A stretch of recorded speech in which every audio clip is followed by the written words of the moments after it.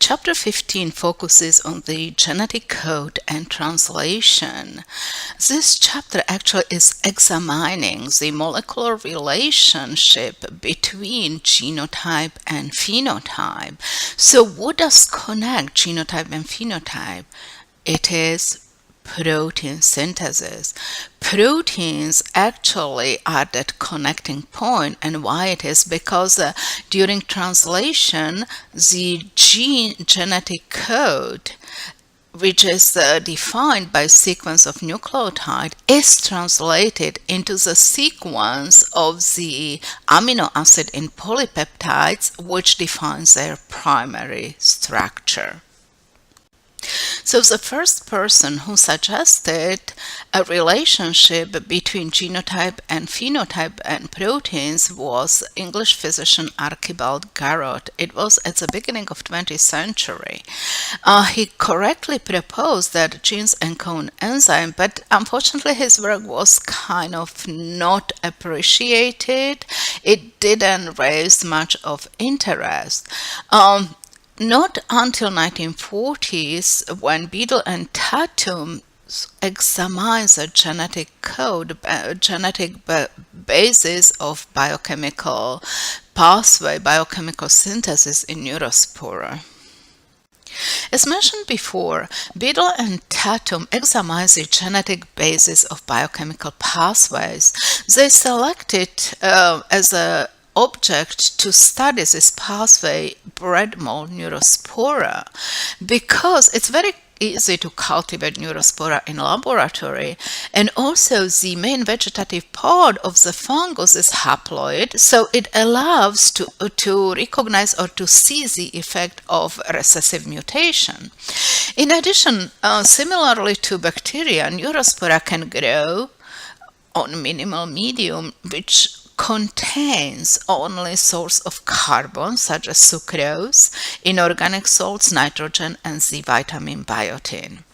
However, if the mold is exposed to mutagens, it turns into so-called auxotroph, which is not able anymore to grow on minimal medium, but it still can grow on medium, which is supplemented for the substance synthesis of which was affected by mutation.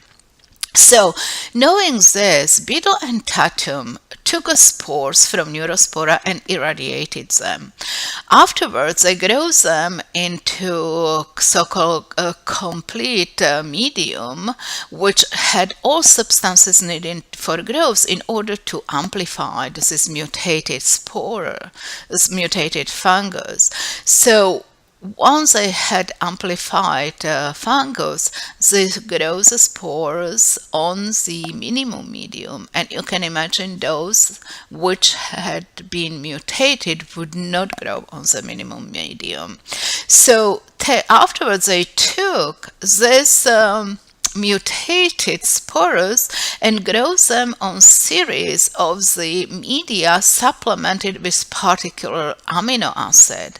And basically if they saw that particular fungus with mutation could grow on medium supplemented with particular amino acid, so they reasoned that the mutation triggered defect in the enzyme which is involved in the synthesis of this pathway. Now, Serp and Horowitz took this further and they follow the synthesis of the arginine.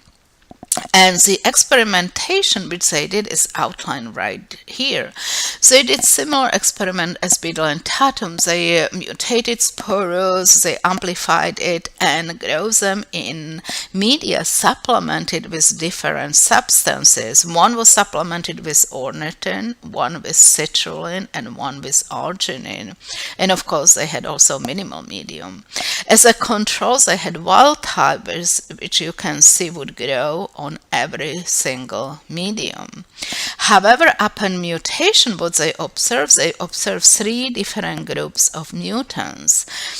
Group 1 mutants would not grow on minimal medium, however, they still grow on medium supplemented with ornithine, citrulline, and arginine.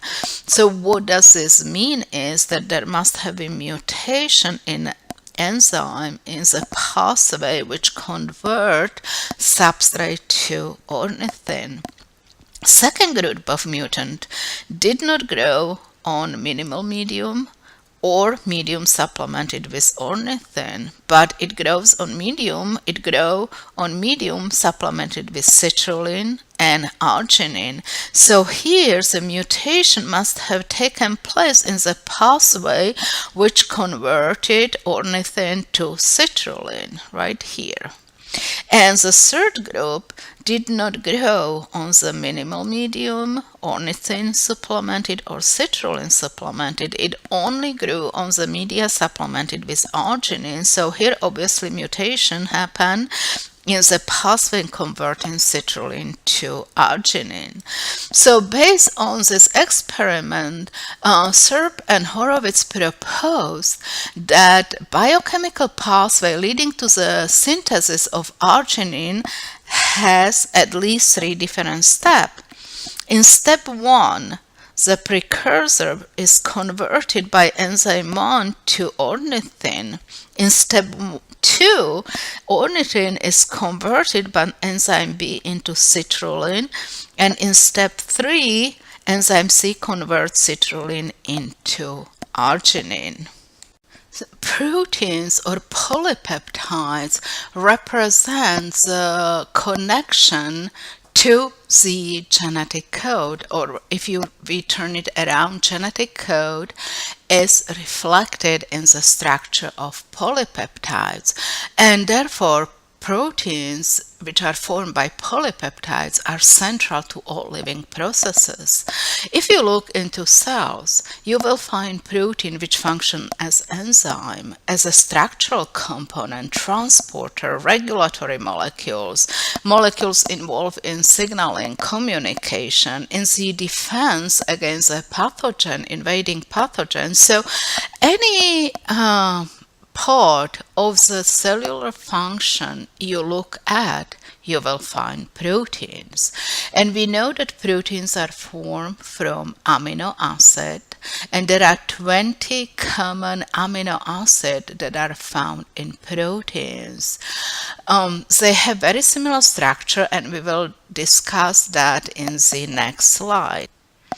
So all 20 amino acids have very similar structure. Each one contains central carbon connected to carboxyl group, amino group, hydrogen, and so-called R group or radical group, which forms side chain. This radical group distinguishes each amino acid from another one because it gives particular characteristics to amino acids. Now, in polypeptide chain, individual amino acids are connected by peptide bonds. Peptide bonds are covalent bonds which are formed between carboxyl group of one amino acid and amino group of the next one. So your peptide bonds connect individual amino acid into polypeptide. First amino acid in polypeptide would have 3 amino group, and it's why we call this as N terminus. The last one will have 3 carboxyl group, and we call this an C terminus.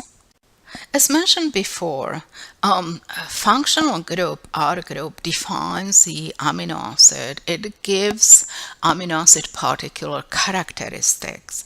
And we can divide, based on this R group, we can divide amino acid into major groups. Those which have aromatic R group and those which have aliphatic R group. Aromatic group is possessed by phenylalanine, tyrosine, and tryptophan right here. Aliphatic group can be either charged, it can be positively or negatively charged, or it can be nonpolar or polar. And you have here examples from each group. Why does this matter? Why does it matter whether R group is positively charged, nonpolar, polar, or negatively charged. We know that proteins form secondary and tertiary structure, which is defined by interaction between the neighboring amino acid. And this interaction is defined by the functional groups of each amino acid. And we know, for example, in disorders such as sickle cell anemia, replacement of one particular charged amino acid with different one results in complete distortion and completely non-functional protein. So in this slide, you just have outline how peptide bond forms. Again, you have a carboxyl group, amino group. So during the synthesis of polypeptides, the water is released and peptide bond forms between carboxyl and amino group. It is a covalent bond, which actually is polar. It triggers polarity, and this polarity of peptide bonds contribute also to the formation of secondary structure. So let's now talk about the structure of proteins.